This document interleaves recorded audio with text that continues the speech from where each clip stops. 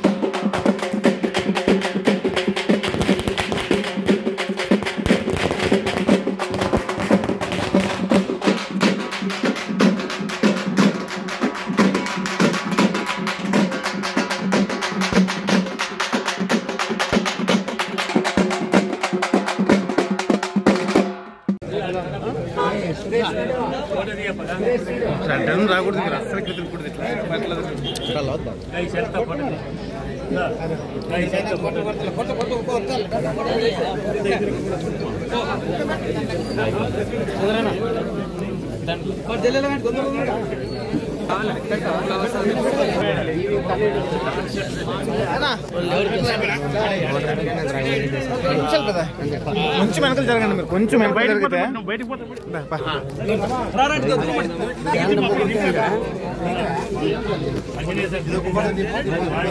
okay